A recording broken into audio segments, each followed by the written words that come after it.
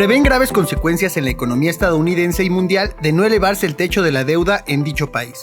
El Departamento del Tesoro de Estados Unidos anunció que comenzaría a quedarse sin fondos empezando junio y podría tener consecuencias graves para todo el país y para la economía mundial, por lo que solicitaron al Congreso que se eleve el techo de la deuda. ¿Qué es el techo de la deuda y por qué debe importar? El techo de la deuda es la cantidad máxima que el Congreso de Estados Unidos permite al Tesoro estadounidense tomar prestado mediante la emisión de deuda pública.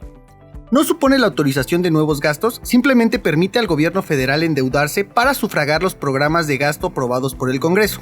Es decir, la elevación del techo de la deuda no equivale a incurrir en un nuevo gasto público, sino que permite al gobierno federal sufragar aquello a lo que ya se ha comprometido. El techo de la deuda se introdujo en 1917 durante la Primera Guerra Mundial, permitiendo que el Tesoro emitiera bonos, los denominados Liberty Bonds, de manera recurrente, siempre y cuando no se excediera en un determinado límite, es decir, en el techo de la deuda. El objetivo inicial era agilizar el endeudamiento de la deuda del Tesoro, pero garantizando cierta disciplina fiscal.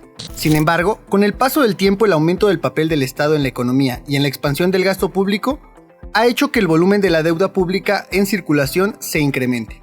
Es importante destacar que cuando se alcanza el techo de la deuda, el Congreso puede acordar elevarlo o suspenderlo.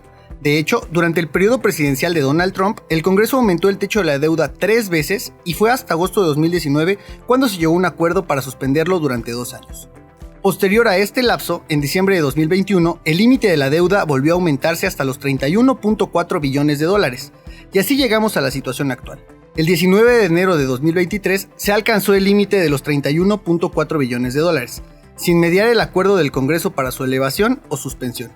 En este momento, por tanto, el Tesoro de Estados Unidos no está ya habilitado para tomar prestados fondos adicionales. Después de la decisión del Congreso, no se puede emitir deuda pública adicional, por lo que si los ingresos fiscales no son suficientes para abordar los gastos, por lo que el Tesoro estadounidense debe tomar algunas medidas extraordinarias, que pueden funcionar como parches, pero que no resolverían el problema.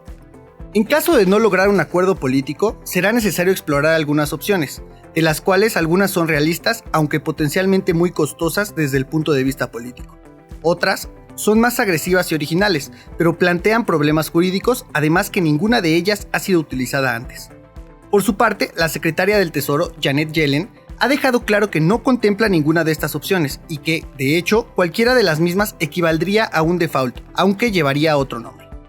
No pagar la deuda generaría un fuerte incremento en la rentabilidad de la deuda pública emitida por el Tesoro, dando lugar a una revaluación del resto de los activos financieros, ya que los bonos del Tesoro de Estados Unidos son el activo libre de riesgo por excelencia y se utilizan para la valoración y fijación del precio del resto de los activos. Por lo tanto, ante un impago se producirían subidas en las rentas del resto de los activos de la renta fija, al mismo tiempo que caerían las bolsas y posiblemente se depreciaría el dólar. Además, el caos financiero y la incertidumbre que llevarían a una contratación del consumo y la inversión y una caída de crédito probablemente llevarían a Estados Unidos a una recesión.